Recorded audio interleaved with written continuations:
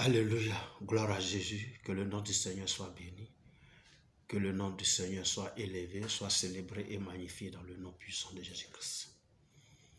Nous lui disons merci parce qu'il nous donne encore de nous retrouver ce jour à ses pieds, à sa table, pour recevoir enseignement, instruction, orientation de sa part. Il veut nous éclairer au travers de sa parole, il veut nous nourrir à la nourriture spirituelle qu'est sa parole pour nous accorder la vie éternelle. Que son nom soit éternellement béni dans le nom de Jésus-Christ.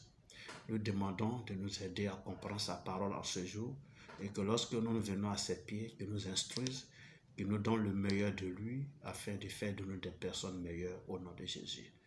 Bien-aimé, merci de te connecter à moi. Merci de prendre plaisir à me suivre. Merci de t'abonner si tu ne l'as pas encore fait. Nous allons faire chemin ensemble.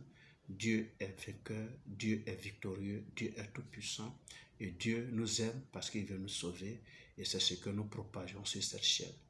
Que le nom du Seigneur soit béni et qu'il vous bénisse au-delà de toute pensée dans le nom puissant de Jésus-Christ. J'entame aujourd'hui une série de vidéos sur ce que je vais appeler le combat spirituel. Alléluia. Le combat spirituel. Il faut dire que le combat spirituel est une réalité que beaucoup de chrétiens, certains chrétiens ignorent. Or, le peuple périt par ignorance.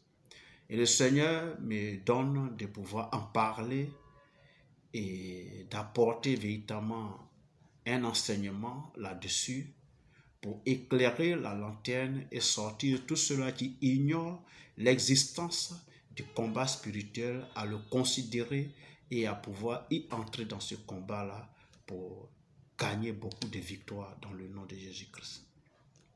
Vous savez, Paul était conscient de cette réalité quand il a écrit aux Éphésiens en ces termes. Quand nous lisons dans le livre d'Éphésiens 6, du verset 10 au verset 12, il dit « Au reste, fortifiez-vous dans le Seigneur. Et par sa force puissante, revêtez-vous de toutes les armes de Dieu, afin de pouvoir tenir ferme contre les ruses du diable. Car nous n'avons pas à lutter contre la chair et le sang, mais nous luttons contre les dominations, contre les autorités, contre les princes de ce monde des ténèbres, contre les esprits méchants dans les lieux célestes. » Alléluia. Donc, le disant aux Éphésiens, Paul était conscient de la réalité du combat spirituel. Alléluia. Et aux Corinthes, il va dire ceci dans le livre de 2 Corinthiens 10, versets 3 à 4, que nous allons lire. Il dit, si nous marchons dans la chair, nous ne combattons pas selon la chair, car les armes avec lesquelles nous combattons ne sont pas charnelles, mais elles sont puissantes par la vertu de Dieu pour renverser des forteresses. Alléluia.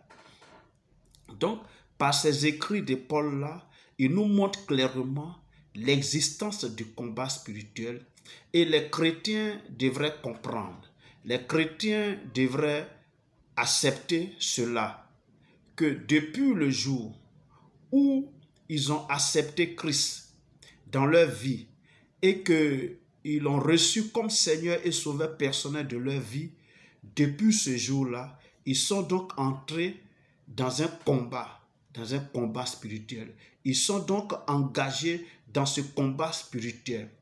Et les ennemis contre lesquels ils combattent ne sont pas des ennemis physiques. Et c'est ce que Paul a dit. Nous n'avons pas à lutter contre le sang et la chair.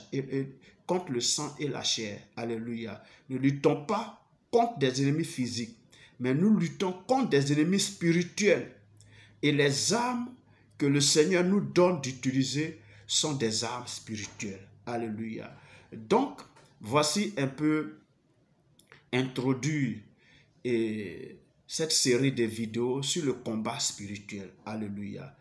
Et donc, dans cette série de vidéos, dans cette série d'enseignements-là, nous allons montrer vraiment les évidences bibliques du combat spirituel.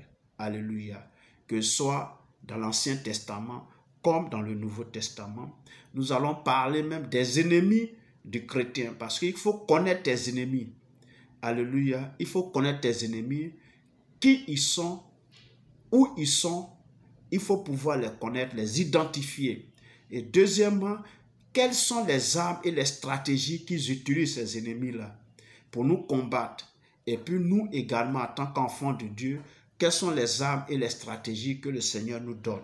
Alléluia. Donc voici plus ou moins ce qui va meubler cette série de vidéos d'enseignement sur le combat spirituel. Nous n'avons pas à ignorer les ruses du diable, dit la parole de Dieu. Bien-aimé, je te prie de te scotcher, de te connecter permanemment ces jours-ci pour suivre cette série de vidéos, pour suivre cette série d'enseignements. Et au sortir de là, tu comprendras la réalité du combat spirituel. Alors tu pourras t'y mettre également afin de remporter beaucoup de victoires dans le nom de Jésus-Christ.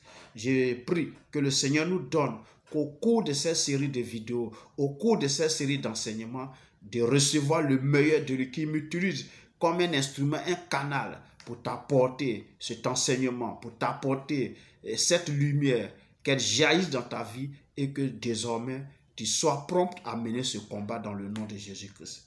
Merci, c'était l'introduction. Dans la prochaine vidéo, nous allons donc parler des évidences bibliques du combat spirituel et forcément nous allons commencer par l'Ancien Testament. Que Dieu te bénisse, qu'il te localise par sa grâce et sa faveur. Porte-toi bien et nous sommes donc à la prochaine. Dans le nom de Jésus-Christ. Amen.